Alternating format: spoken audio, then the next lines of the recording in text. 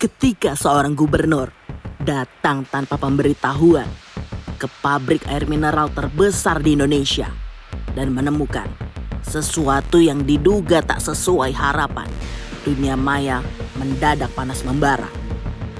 Tagar bertebangan di mana-mana, warganet marah, dan sebuah merek yang sudah puluhan tahun dianggap air pegunungan mendadak dituduh hanya air sumur bor. Ini bukan sekedar polemik air minum, tapi tentang kejujuran industri, kredibilitas public figure, dan seberapa cepat sebuah potongan video bisa mengubah cerita. Inilah kisah di balik geger air pegunungan, miskomunikasi antara Deddy Mulyadi dan Aqua.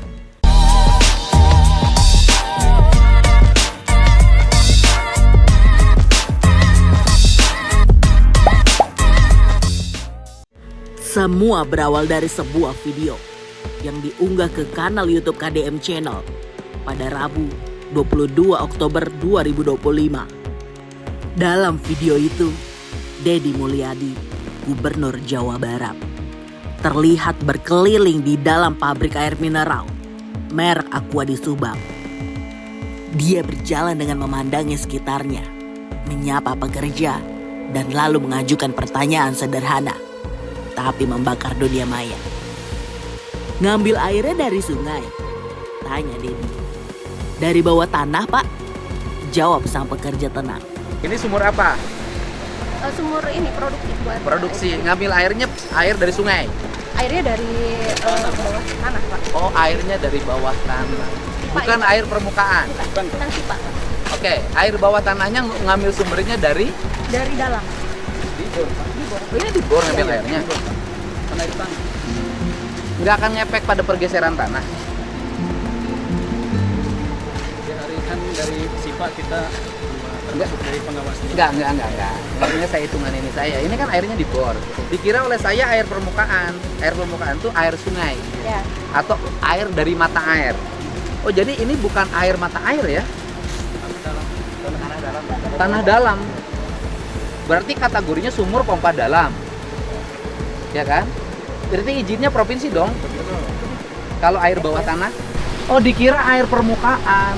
Kalau yang sumur 2 Pak itu self flowing ya. Jadi dia keluar sendiri. Jadi kita hanya mau kasih cover pipa untuk dia bisa keluar. Artinya di dalam pikiran saya bahwa ini dikira oleh saya airnya adalah air mata air, kemudian dimanfaatkan. Kan namanya air pegunungan kan. Oh, yang satu air mata air bukan? Bukan. Sama. Enggak sudah Yang 60 juga air bawah tanah. Iya, betul. Berarti dibor. Cuman itu self flowing 100% ya. Self flowing. Kalau ini kita bantu dia self flowing juga, cuman karena kecil kita bantu dengan pompa. Ditarik. Nah, ngefek nggak sih pada lingkungan? Sejauh ini masalah air ya, Pak? Bukan. Oh, dengan Geser kertas. tanah Sejauh ini sih tidak ada ini ya, Pak? Tidak ada komplain atau kelihatan. atau nunggu longsor? Deddy tertegun. Kamera menyoroti wajahnya yang terlihat terkejut. Berarti kategorinya sumber pompa dalam, ujar Deddy. Dari sinilah semua dimulai. Dalam hitungan jam, potongan video itu menyebar di media sosial. Ribuan komentar berhamburan. Ada yang kecewa, ada yang marah, dan ada yang merasa tertipu. Tapi tak sedikit yang bertanya balik. Apa memang begitu cara kerja industri air minum? Dan seakan api disiram bensin, isu ini meledak. Begitu isu meledak, pihak Aqua tak tinggal diam. Dalam pernyataan resmi di situs mereka, Aqua menegaskan, air yang mereka gunakan bukan dari sumur bor biasa, tapi dari akuifer dalam di wilayah pegunungan. Aqua percaya air yang murni datang dari gunung terlindungi yang dipilih dengan seksama. Jauh dari tempat yang mudah tercemar tanpa proses rekayasa. Aqua disaring bertahun-tahun oleh lapisan bebatuan, menjadikannya kaya akan mineral alami yang seimbang. Sehingga Aqua terasa dingin tanpa didinginkan. Tidak semua air itu Aqua. Aqua 100% murni. Ada penjelasan ilmiahnya. Menurut Aqua, setiap titik sumber air dipilih melalui 9 kriteria ilmiah dan 5 tahap penelitian yang memakan waktu setahun penuh. Kedalamannya bisa mencapai 60-140 meter, terlindungi batuan kedap air, dan tak terkontaminasi limbah manusia. Aqua bahkan menyebut ada kajian dari Universitas Gadjah Mada dan Universitas Pajajaran yang membuktikan bahwa sumber air mereka tak teriris dengan air warga. Dari segi produksi, Aqua menegaskan semua proses dilakukan secara otomatis menggunakan pipa stainless steel food grade dan melalui uji lab lebih dari 400 parameter. Semua sesuai standar BPOM dan SNI. Tentang izin, mereka menunjukkan dokumen surat izin pengusahaan air tanah, dilaporkan dan diaudit secara transparan oleh Badan Geologi dan Kementerian ESDM. Dan soal pajak, mereka bayar. Banyak yang mulai bertanya dalam hati, apa mungkin perusahaan sebesar Aqua mengambil air tanpa izin? Tapi bagi netizen, konfirmasi datang terlambat. Narasi terlanjur menyebar. Beberapa hari kemudian, kamera KDM kembali menyala. Deddy Mulyadi datang lagi ke pabrik Aqua di Subang. Tapi kali ini, warga sudah tahu ceritanya lebih dulu. Para karyawan mendekat, bertanya lurus, "Pak, ini benar sumbernya mata air pegunungan ya?"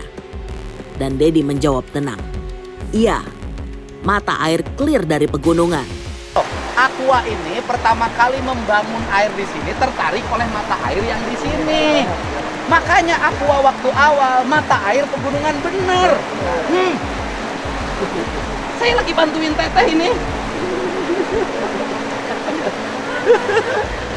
Maksudnya bener ngomongnya? Nih, ini mata air pegunungan nih, Aqua. Pernyataan itu mengubah semua. Dalam video barunya, Deddy menegaskan dirinya tak pernah berniat menjatuhkan Aqua. Dia hanya ingin memastikan bahwa perekonomian warga di sekitar pabrik berkembang. Tapi netizen sudah terlanjur beropini.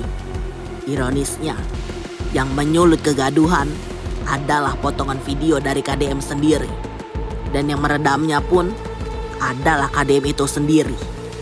Sebuah drama publik yang menunjukkan betapa mudahnya opini terbentuk hanya dari secuil kesan.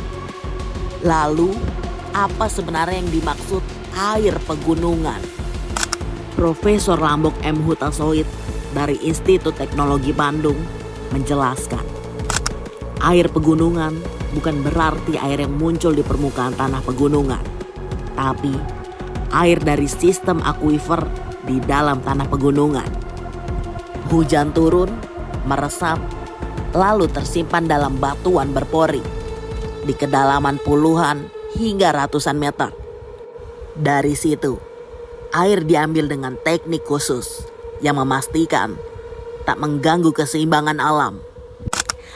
Profesor Heru Hendrayana dari Universitas Gadjah Mada menguatkan, air tanah dangkal memang rentan terpolusi, tapi air tanah dalam, khususnya yang berasal dari pegunungan, relatif lebih murni dan sehat.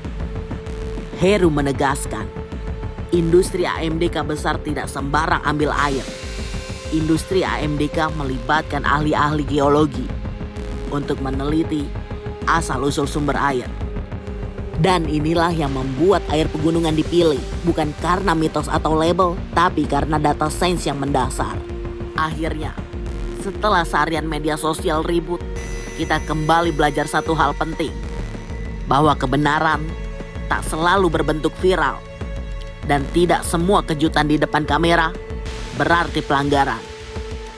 Deddy Mulyadi memang membuka mata banyak orang, tapi kali ini dia juga menunjukkan bagaimana kegaduhan bisa lahir dari ketidaklengkapan informasi.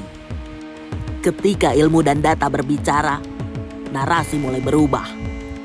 Kisah ini menjadi pengingat bahwa dalam setiap viralitas ada kewajiban untuk berpikir jernih sebelum menghukum dengan opini.